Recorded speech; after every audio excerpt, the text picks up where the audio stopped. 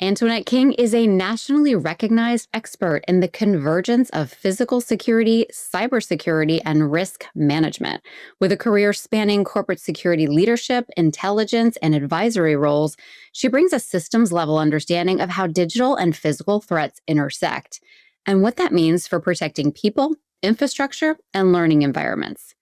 As part of the Safe and Sound Schools Speakers Bureau, she shares her expertise helping schools and communities advance modern integrated approaches to school safety that reflect today's evolving threat landscape. Welcome, Antoinette. I'm so excited. I have so many questions for you. Very eager to nerd out on the topic here today, specifically physical and digital safety. But before we dive in, let's break the ice. Let's let folks get to know you. What kind of superpower have you got? What is the thing that maybe makes the difference for you in the great work that you're doing to keep schools safe and sound? This is something I think it's really helped me throughout my entire career, whether it's with school districts or other organizations. And that's really building bridges. One of the blessings that I have in my background and being a technician, somebody that was boots on the ground, having experience in physical security, experiencing computer technology, is that I can understand the technical side of things and be able to translate that to the everyday person. And not only can I translate it, but I can also help people to understand the why. I spend a lot of my time basically saying, well, what they meant was, right? Because it's like, oftentimes people in technology and even people in physical security, they start talking lingo and language and terms that everybody knows that are within that field. But people who are educators, especially that are not trained in security, they kind of just, it's like Charlie Brown, wah, wah, wah. People don't even hear what you're saying. So it's really important to me to tie those risks and those things or those controls that we're doing back to the why and what the mission is. And every time I remember to do that, every time I'm in an organization or a conversation where we talk about the mission, immediately the light bulbs go off, everybody understands it, and then we kind of get some traction and some buy-in. So that's kind of what I think my superpower is, building the bridges. I would say you're like bilingual, really, because and we share a lot of the same friends and colleagues, right? And they are so brilliant. And I find myself in that place as well sometimes. Just, okay, I see you and I recognize your brilliance, but they don't know what you just said. How can we bridge that and make it not only clear for folks and understandable for folks, but manageable for folks? I think that I would add that to your little list of superpowers. You do that really well. It's like you're somehow a regular girl on top of being this crazy expert in physical and cyber, which I want to talk about how that happened. First, can we talk a little bit about like how you got to this place? We all have this crazy curvy journey to get to where we are at any given point. And I think yours is really fascinating for folks to hear as well. So security or something in this industry, whether it was going to be law enforcement, was always on my mind. I actually went to school for criminal justice first and then ended up going into a bachelor's program for managing security systems. I'm like I think less than 1% of people who are here by design. And then I had a really great mentor when I was going to school for my bachelor's. And he said, this is, of course, back in the 90s. And he said, technology is going to intersect with security at some point. And so you should probably also get some computer background. That one conversation changed the trajectory of the rest of my career because very prescient. Yeah, absolutely. Yeah. And he said one other thing. He followed it up with a caveat. And he said, there are software people and there are hardware people. Very few people do both. So I went for my A+ certification and my Microsoft certified systems engineer back when Windows NT was the operating system. And I got both because to me, that was kind of a little bit of a challenge. Like, hey, not everybody can do this, but I was like, I'm going to do both. And so I ended up getting my first job in the security industry, not because of my bachelor's degree and all of my, but because of my technology background and my computer background. So I became a technician right at the cusp of when we were transitioning from analog to network-based security. And I remember Northern Computers came out with their first encoder. It was for access control. It was an N1000 module. And I was so excited because now I didn't have to go to every single panel and upload all the credentials. I can plug that in and on the network, do all the credentials and then just daisy chain all the panels. It was really exciting. But for me, I was always had like most of my weight on one foot in security and dabbling in the computer stuff. Fast forward 20 years, and now we were at a point where everything was becoming network based. And I started realizing as security professionals, we were not doing a good job at securing the devices on the network. So we're actually adding more risk to the customer's environment than we are security. But I didn't know enough. So I went back to school in my early 40s and got my master's in cyber policy and risk analysis. It was in that moment when I started doing the research for my program that I started seeing things in security that I couldn't unsee, and it scared me. It really scared me. I realized that the threat landscape was so much different than what we were used to in physical security. You know, like we put the doors up and we're safe. That's not true anymore. And No, so and now I so, start, so tangible and yeah, visible, and yeah, now there's so many intricacies to all of it. yeah. So then I started, like I said, security was always a mission and a calling for me, but this new arena, this new layer really sparked that passion. And so I started advocating for converged security. I started advocating for a holistic look at security because they dovetail so well together, physical and cyber. You can't have one without the other. And the exclamation point on all of it was I was asked in 2019, right before COVID hit, it was October, to do a digital learning day for fourth and fifth graders. And when I did this digital learning day in the preparation of it, the administrators really didn't think that the kids were going to respond to it.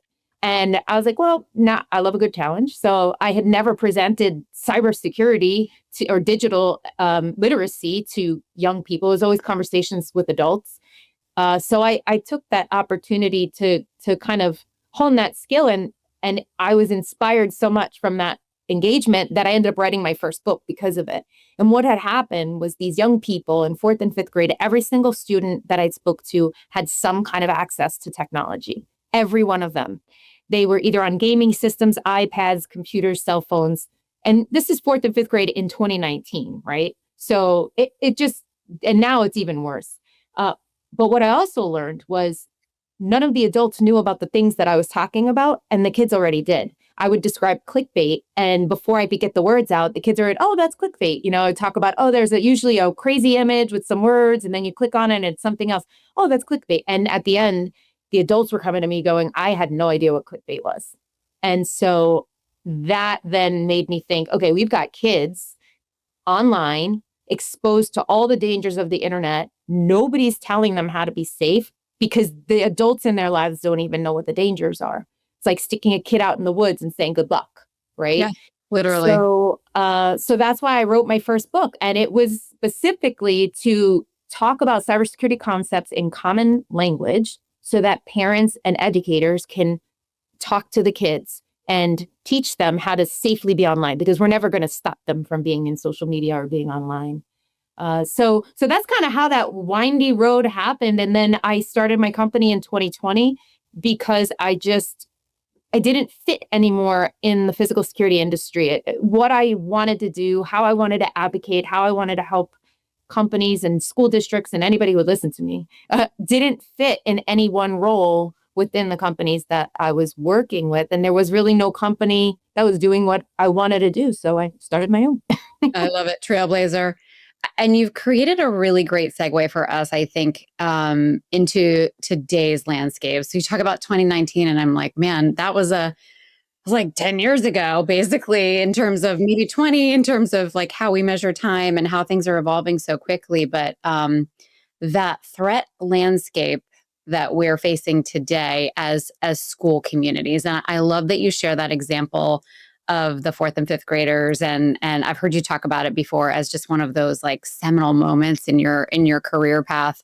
I think one of the interesting things about that story, as we've talked about it before too, is that if I remember, it was a low SES community, right? So I think you were walking in and the adults in the room not only were like, they're fourth and fifth graders, but they were also like, yeah, these kids don't have access to that kind of stuff, right? Yeah. And that was another big aha for folks, that actually, it's everywhere. It's pervasive. It's permeated every aspect of our lives, and every kind of community, and all of our kids. So Absolutely. And some of the younger ones in fourth grade were kind of cheering themselves on about the fact that their parents didn't even yeah, know that their yeah, Xboxes were yeah, connected to the internet. There were fourth graders got themselves connected to the internet and the parents had no idea. of course not. Yeah. And So they're it's sitting there funny. with their headphones on. Yeah. Yeah. They're thinking they've got this little safe space for their kids. Oh, it's just a game, not really understanding. It's the woods. It's the woods, Wild West, essentially. So let's talk about today. We're heading into 2026. So we're gonna have to do this again next year, or maybe earlier, because things are changing so quickly. But what do we need to do as school communities to prepare for now, not later? I would even go a step further and say that we already need to, like it to prepare for now. We needed to do it 2 years ago. Yeah. Today, we need to be preparing for what's going to happen tomorrow. And I wish we could find a new term because AI is so overused. Yeah. But the whole new landscape of large language models, LLMs, ChatGPT, the use of AI technology for defensive measures, but also the use of AI technology by bad actors as offensive measures. And I'm not just talking about how do we get into networks or I'm talking about how do we use AI technology to influence people, because you can't differentiate very much anymore between what is human driven and what is AI generated. And then also the tools that kids are using, the amount of information that they're putting into these large language models that are personal and private, Yeah. that is then being used to train the models. Yeah. And so we're entering this really dangerous place where the cost of entry to be a bad actor is very low now, because we have these GPTs, we have these large language models that can do a lot of the legwork that really sophisticated criminals needed to be able to do just a year ago. Yeah. Right? Like a year ago, I remember we were at an event and we were talking about, hey, we're going down this road where the bad guys are going to start using tools against us and they're going to be able to do things that we don't know. Today's the day. Like a year later, here we are, and the bad actors are using tools for social engineering. They're able to clone my voice, your likeness, my likeness. So it makes it very, very difficult to determine what's real and what's not. And as such, people can be influenced, not just to give personal information, but also to do things they wouldn't normally do. Yeah. So, And our kids are just so especially vulnerable, right? This is just such a unique time in terms of safety and security for our kids in our schools, because it's upon us and we really didn't have the time to prepare for it. It's here it is, right? And and the we're young minds are using it in a way that you and I can't really comprehend because we didn't grow up with the technology. no. And so that's the other very, very dangerous and scary thing is there are icons that they're emojis that they're using that represent things that we don't even know. And so it's like you need to be working with very major specialists in those fields to even understand what they're saying. So Mhm. they've created their own language, they've created their own symbols and representations of things. Uh, and then we're kind of now the ones that are in the woods. We are. Yeah, we literally are. I think one of the cool discoveries along the way is that here we are in a time and a place where they're the natives, right? Like they're the ones who are fluent and comfortable, and we're not, and we're discovering that they're actually pretty good teachers, and that most of them, I think, are really excited to share, what they've learned, what they're discovering, what they're doing. And it is eye-opening. It is eye-opening for our schools, our school leaders, educators to be learning, but also really essential because we have to be their Sherpas. You know, Yeah. we may not have the roadmap anymore, but we have to be guiding them along and helping them think through some of these interactions and experiences they're having so that they are as ready as they can be for the unexpected out there. Yeah, absolutely. When you said we need to be their Sherpas, and maybe we can't tell them, the first thing I was thinking is the guide rails, right? We Yeah. just need to be the guide rails to keep kind of ethics and humanity still in Thought, their thought process. yeah, Exactly. absolutely critical thought. I mean, it's real and it's only getting started, it feels like. So, how you mentioned the word convergence, and I just think this is such a brilliant and necessary word for this topic in schools is that we're at a moment where everything's changing very rapidly, and where it pertains to physical safety and security, and now this whole like cyber world that we're also living in, there are very many real world applications and realities in our school settings where we're finding gaps. We're finding that, "Ooh, we don't have an answer for that," or we didn't think of that, or it's almost like navigating a minefield as we're in real time. So what are some of those gaps? Can you share with some of our listeners so that we have at least a little bit of a sense of what is out there in the landscape and what may be ahead? Absolutely. For me, the biggest gap is the silos of departments. And Yeah, I'm not just talking about physical security and we're good at cybersecurity. that. Yeah, we're I'm good at that talking in about schools. the silos of all departments. The biggest gap for me is governance. I think that we rely too heavily on the tech department to be responsible for all things technology, and Yeah, that it includes the cybersecurity aspect of it. When a lot of times the technology department leadership is not trained in cybersecurity. IT's responsibility, technology's responsibility is infrastructure. Their job is to make sure you have access to what you need to have access to when you need to have access to it. Cybersecurity is a whole different area of expertise. It's not IT. It's definitely separate. There are overlaps, right? One helps the other, but they're not one and the same. And so districts have very little resources when it comes to hiring people, and so they kind of put everything cybersecurity under IT. And if they're lucky, they have a department for physical security. But I don't know about you, but I'm seeing a lot of districts that are transitioning now physical security onto the technology department because it's network based. and So I would, now, to be honest, I would say those are the more progressive districts, right? That are like I'm still seeing very much the silo thing. I'm still seeing, I mean, for goodness sake, some of our schools really don't have much of an IT department. In many of our smaller districts, for example, IT is like whoever knows Windows or yes, who, the it's smart like, board, yes, typically the IT director yes, happens to be the person 15 years ago who knew how to work the smart board. yes, And I'm not joking about that. That no. is a very strong reality in K-12. Yeah, Um, that's the reality I came up in. Like when we were just getting computers in classrooms, and it was like whoever had some basic proficiency, like whoever knew how to turn it on, plug it in, knew the basics, all of a sudden was knighted. You're it. You're now in charge of all of that. And by the way, these were folks that already had a very very busy more than day job that they were occupying, and so we still see that where it's kind of ad hoc. It's like, hey, you are the PE teacher. You're also, by the way, our IT director. And to your point, just because there is some knowledge about infrastructure or maybe programming, that doesn't mean that somebody has knowledge about cybersecurity.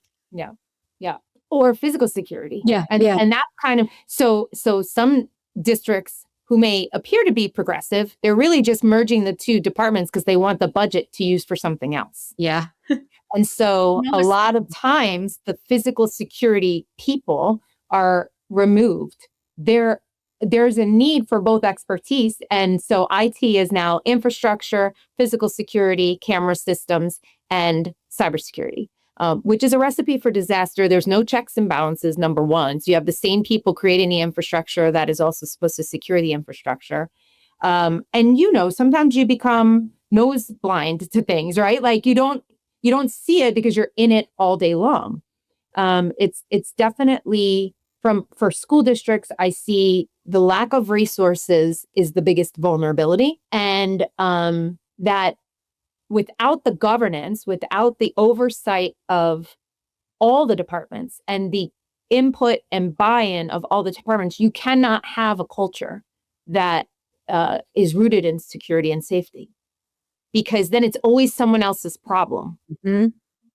And that's, for me, the biggest challenge in any of the security, the converged, mentality and mindset, or even having the two different departments. Yeah. But leaving it to someone else is our biggest vulnerability. Yeah. No, I would agree. Many of the districts we work with have, I don't want to say horror stories, but hard lessons learned from that very mistake, that very vulnerability. It's like, I'm so busy. Would you just take this? Would you just? And I don't want to look at it. I don't want to have to deal with it. It's it's all your thing. And that person at some point may get burned out and move on. And with them, all of the historical knowledge and all of the information that we need goes. Or they can be a vulnerability to us. We've seen that as well. So it's really no longer acceptable or effective for us to treat physical and cyber as separate conversations. Agreed. Is what I'm hearing you say. Yeah, absolutely. Yeah. Absolutely. How do we begin to bridge that conversation in our schools and districts? Because it's really, like I said, it's a few of the really progressive, larger, more well-resourced schools that I see stepping into that. And many of them are just now stepping into that. Yeah. I'm working with two tiny districts, actually, in New York, both of which just have 3 buildings, an elementary school, a middle school, and a high school. So it doesn't get much smaller. I think it might get a little bit smaller, but it's pretty small districts, 2 different districts. And neither one of them have a security department, right? Period. They don't have a cybersecurity or a physical. They have cameras by mandate. They have access control by mandate, both of which are touched by pretty much every administrator. So there's just a hodgepodge of maps and this and that. It's just nothing is really consistent, integrated, and everybody uses it however they want to use it. I've been having conversations around governance and creating, so instead of attacking it from a security perspective, I attack it from a governance perspective and say, okay, you've got all of these different people doing different things. If something happens, and I use examples, like we have a situation in one district where the teachers, and evidently this is very prevalent across lots of districts, because I repeat the story and people's eyes are like, they get shameful because I guess they're doing the same thing. Teachers are giving their access credentials to substitutes, which seems benign, right? To them, it's benign. What they don't recognize is by doing that, you have now taken the accountability piece completely out of the equation if something were to happen. And that falls both for physical and cybersecurity. Because if you have an incident and the insurance company comes in, the lawyers come in, everybody comes in and they start doing an investigation, and there is a habitual sharing of credentials or holding open of the door. Let's keep those the same thing. Parallel. It's a great parallel, right? We're the same exact thing, holding open of the door. Now we can no longer hold any individual accountable because that has become the culture. And guess what happens? The insurance company is going to pack up their stuff and they're going to say, good luck. Yeah. And you've paid hundreds of thousands of dollars in premiums over the course of how many years, and they are not going to cover your incident, whether it's a physical or cyber incident, or you're going to get hit with sanctions and all sorts of other fines. So by not doing these things, by not having the proper people, departments, and governance in place, it's not just a risk of life and safety. It's a risk financially and a huge disruption potentially within the district. So you're now risking the whole community because you, as a district, serve the community. Mm-hmm. When you present it in that way, all of a sudden people start listening.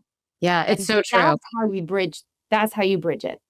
The mission is students. The mission is the people. And if we don't take that seriously, then we're going to be in serious trouble when an incident occurs. I don't ever say if, because you're putting yourself in a situation that an incident will occur. Absolutely. So I think you're kind of leading us into another thread here about common assumptions that a lot of our schools, school leaders, school communities are making that are landing us in these spots where, you know, we're introducing new vulnerabilities that we're not even imagining. Can you talk a little bit about some more of those to give our listeners a sense of the actual landscape here? Yeah. And I'm almost going to take it backwards. So often we have common assumptions within the technology department that don't equate to real life application in the classroom. Okay. So what ends up happening is I'm a technology person, and best practices are we're going to have a 14-character password with multi-factor authentication, and we're going to have to do 3 jumping jacks and spin around to log into our account because now we're secure. Great.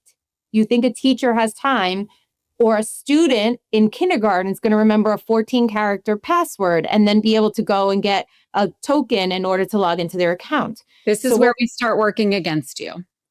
And that's what happens. Yeah. So because there's no balance between the real world application of security and let's apply it to physical, right? We've locked down every single door. We go out for recess. They expect that the whoever's in charge of recess is going to take the students around the building into the front door because they have no access control to the back doors. It's 30 degrees outside and it's windy and Junior has to use the potty. You think they're going to walk around? No, they're going to stick something in the door to prevent it from shutting. Here, I did so it. They can get in the door, right? Yeah, absolutely. So when we create these controls with the best of intentions, nobody's trying to do anything to hurt anyone. We're trying to be as safe and secure as possible without having the feedback loop of, is this practical? Then people will create the workarounds. And so the assumptions that I see are the technology department assuming that what they're going to put in place is going to work in a classroom, and they've never stepped foot in a classroom in some cases. So we need, again, going back to the governance, when we are having conversations before we implement things with the principals, assistant principals, somebody from the food service department, maybe somebody from transportation, definitely somebody from facilities, to say, hey, we're going to be putting this new security system in. We're planning on locking down all the doors because best practices in security is one point of entrance and egress, right? We've got all the doors they could safely get out in the case of an emergency, but we want the front door to be the only door. Somebody's going to bring up, okay, what happens when we're on the playground, which is in the back of the building, and somebody needs to use the bathroom? Or a medical emergency. Yeah. I mean, so now we're having dialogue and conversation before we just invested $150,000 into a system that somebody's going to stick a rock in the door so that it doesn't work anymore. Yeah. And that's to me the most important thing. We spent too much time coveting our projects so that because we don't want anybody involved. We want to just make the decisions and we want to have all the power and the control, and we know best for everybody, and not enough time having conversation and listening. So I think that's such an interesting point. And I see in my experience, that's where all of the schools that I worked in, and they had really strong security postures for the time that I was there. I'm not going to tell you how long ago that was, but the lack of that two-way conversation, at least from the physical security standpoint, because it was kind of just at the beginning of introducing technology, back in my day. But I think of, I'm just going to be honest here, throw myself under the bus, the reasons why I would prop my door. In one of my schools, it was because the HVAC was, somebody higher up, in facilities had district wide had made a decision that air conditioning goes on April 1st, right? It goes on and it's set to, I don't know, 60 degrees or something. It was frigid in my classroom and it wasn't warm yet, where we were. And so the kids are bundled up. They've got hats on. I'm trying to get them to engage in learning. And so as it would start to warm up a little bit outside, I would open the door. It was warmer outside than it was inside. And it was an absolute necessity. Like I couldn't get my job done without making the climate more, manageable for the kiddos and for myself. And so there's a conversation that could have transpired where it's like we get to the root of the problem and then we don't have that issue anymore. And so that two-way piece, I think, is just so very important. And now that we're talking about, oh my goodness, all of the technological applications, I just did a walkthrough last week, and I saw on computers little Post-it notes with the password. It's because it doesn't work. The whole 25 character. I'm going to change it every month, and I mean, people got to do things quickly. Things are happening like in real time with active children in front of us, and so I just think I can't underscore that point that you made more. I think that will resonate with so many people listening here. So take us around the corner here and share a couple examples, if you will, Antoinette, where integrated security planning made a meaningful difference. What's the bright side here? What are some positive applications that we can all learn from and bring back to our schools? Absolutely. First of all, shared budgets. Because what? Say that again. Because physical security lies on the network, we can have conversation around, okay, what are we currently using and how can we capitalize on existing infrastructure so that we can not have a whole separate network that's built just for cameras because we don't want to work with the IT department. Right. Also, hi, Mr. IT director. I'm Miss Security Professional. What are the rules that you have on your network so that I can implement our security technology in a way that you can monitor the technology for potential cyber threats, right? Having a dialogue back and forth up front, first of all, makes everybody feel like they're a stakeholder. If I walk into the IT department and I say, hey, do you guys have a patch management policy for devices? They're either going to say, yeah, we do, as a matter of fact, and this is what it is. Or they might say, you know what, we don't. But that might be something that we need. And now we can collaborate together and say, what works for you works. And I'm putting a little bit of a cotton candy and rainbow lens on it.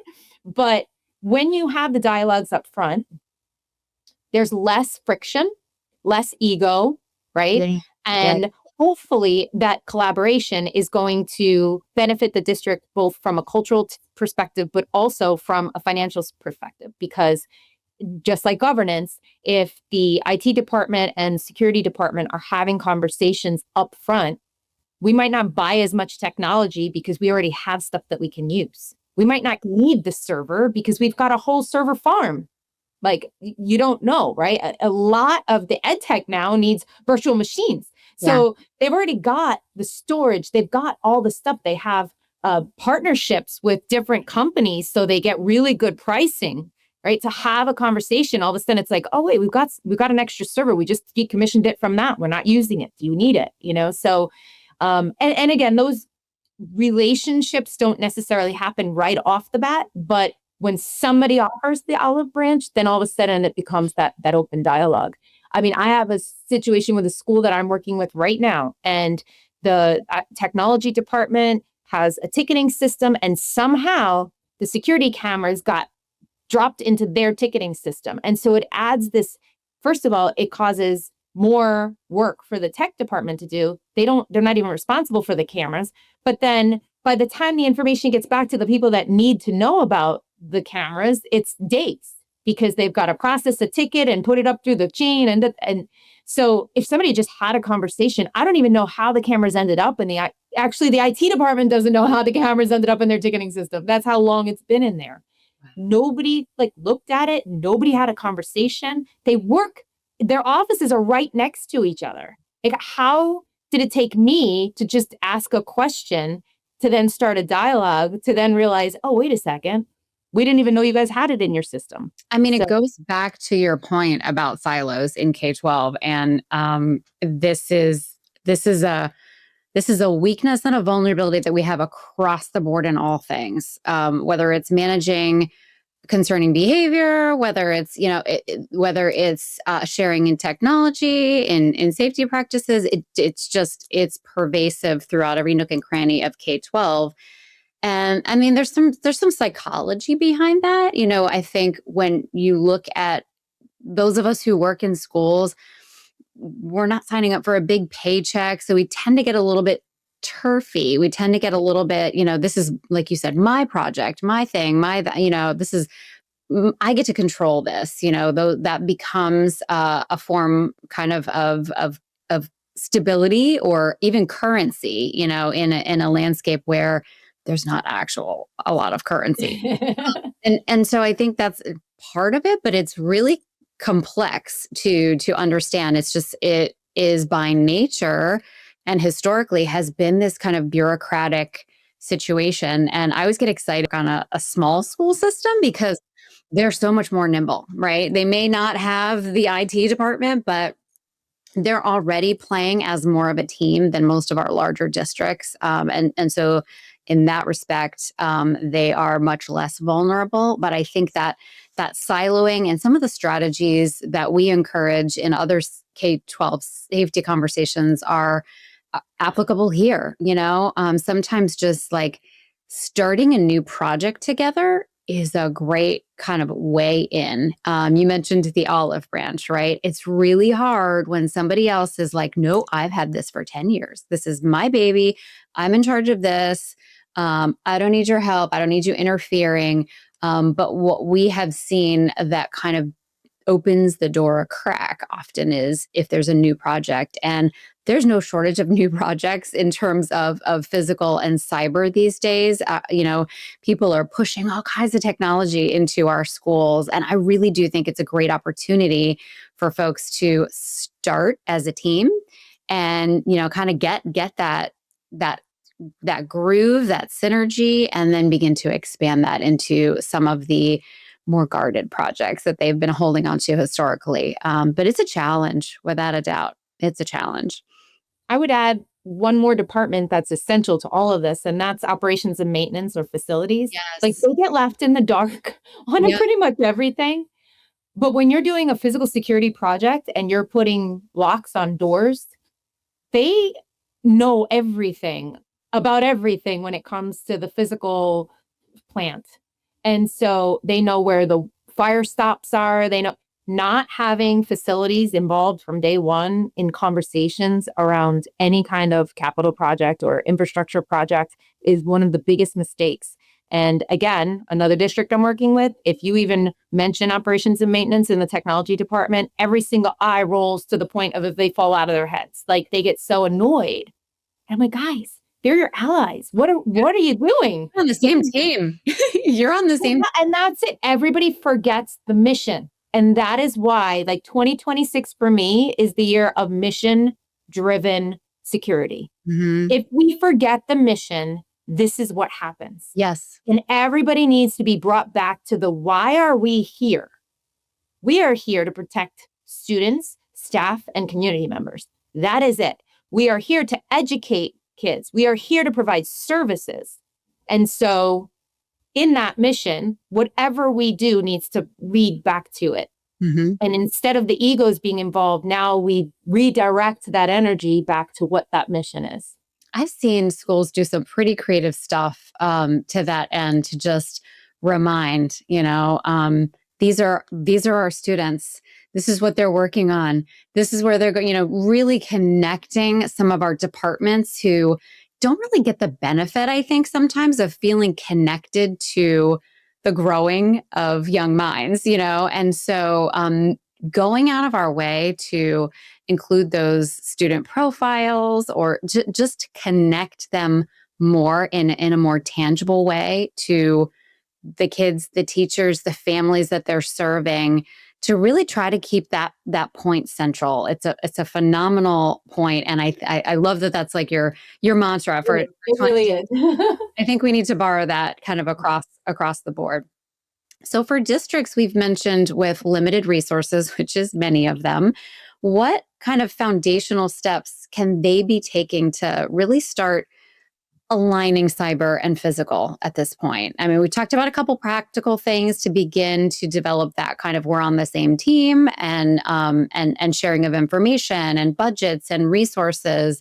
But what are a few more practical foundational recommendations that you would make? The first thing that districts should be doing is a technology assessment. And so when I say technology, that's all technology. That's not just ed tech. It's not just IT department stuff.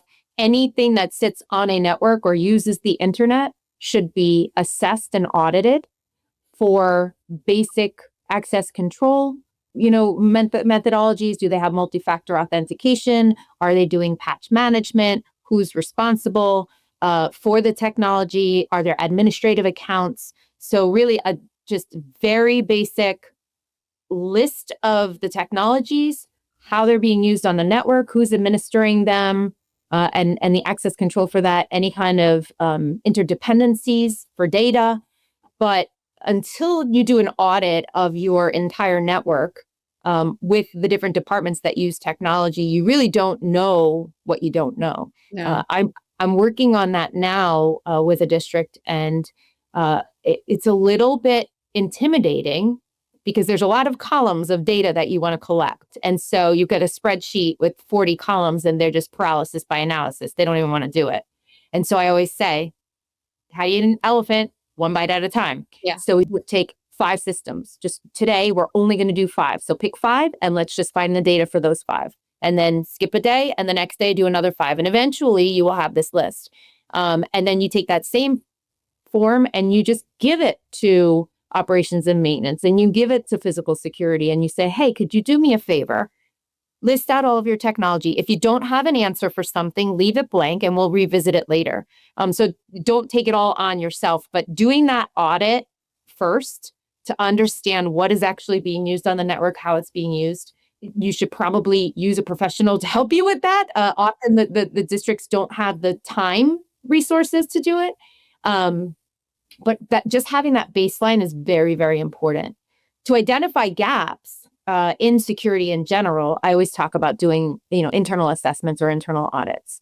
There are plenty of free tools available online. CISA has some. Many states actually have services where they'll come in and help to do an audit for the district. A lot of insurance companies will offer services to come in and do a cyber assessment or physical security assessment. And then, of course, you have consultants and other professionals. If you wanted to have a professional, if you had the budget to hire somebody to come in to do an assessment. But having a baseline understanding of where you're at helps you to identify where those gaps are.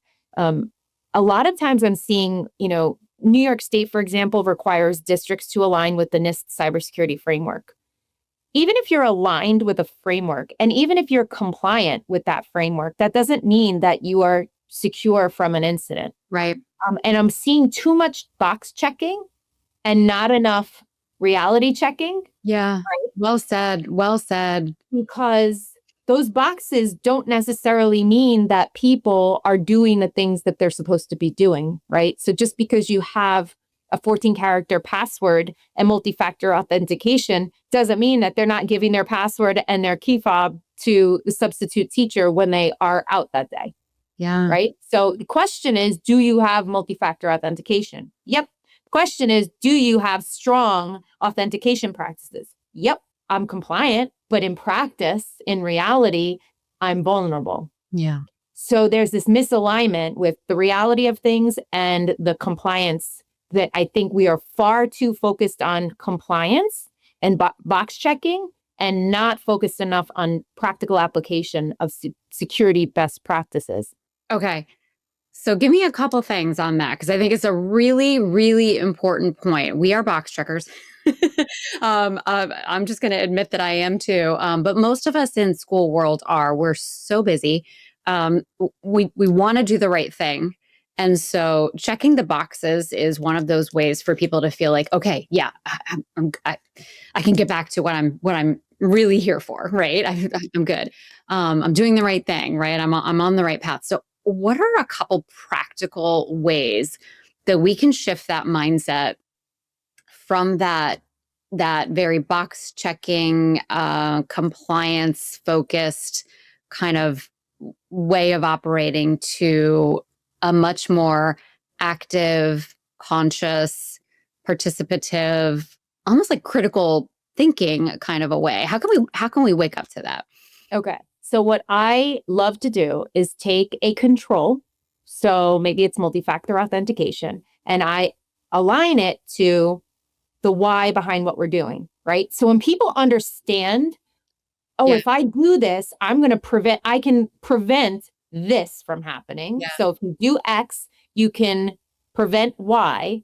They're going to be more likely to do that. Right now, they're seeing it's a roadblock, it's annoying, it's causing time, and it's taking away from me having time to do what I need to do as a teacher, which I respect.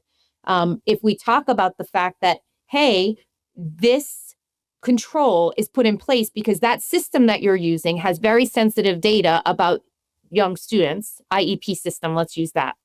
That system has very sensitive health information about these young students. And if somebody gains access to that, we can have serious issues, whether it be regulatory issues or just basic human, this Absolutely. kid's information gets out there, it could be used against them. They could be bullied. All of a sudden, the teacher's just like, oh, shoot. Yeah, no, I'm absolutely going to make sure that I do that one thing. Right. Right. And we also need to make sure as the security professionals that we are not applying $100,000 worth of controls to secure this pen. Right. So we need to be realistic. And I always say, start with the top 5 critical systems that have the most sensitive data. Is on the cyber side, have the most sensitive data. Let's list the top 5 or 7 or 10, whatever it is.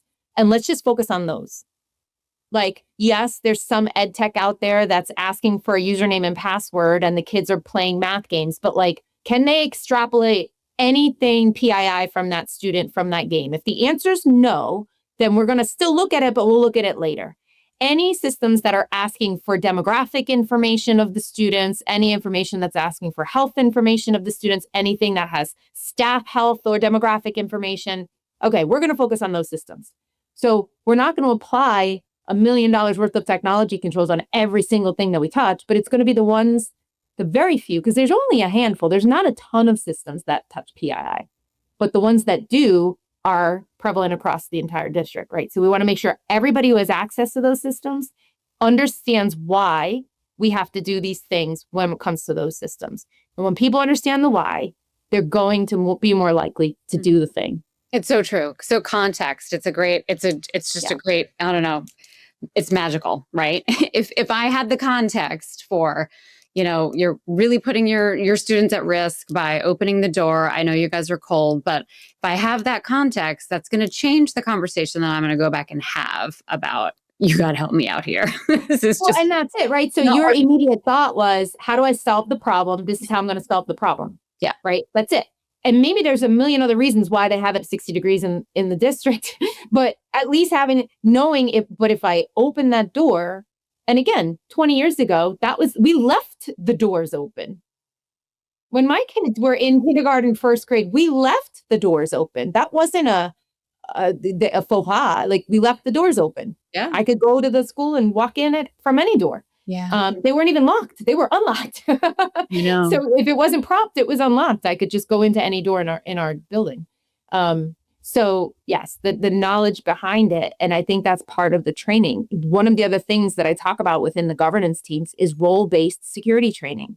And that is important not only for physical security, but also cybersecurity, right? What is your role in the entire posture within the district? It's going to vary from person to person, right? And having that training provides the context, and it narrows down the focus, right? They're not thinking of the 100 things that we're doing in security. They're thinking about their things that they're doing in security. And it's much less overwhelming that way. Yeah. I think you do get, folks tuning out just because that whole big picture is a lot, and it's not within their area of expertise. They don't have the letters after their name that you do.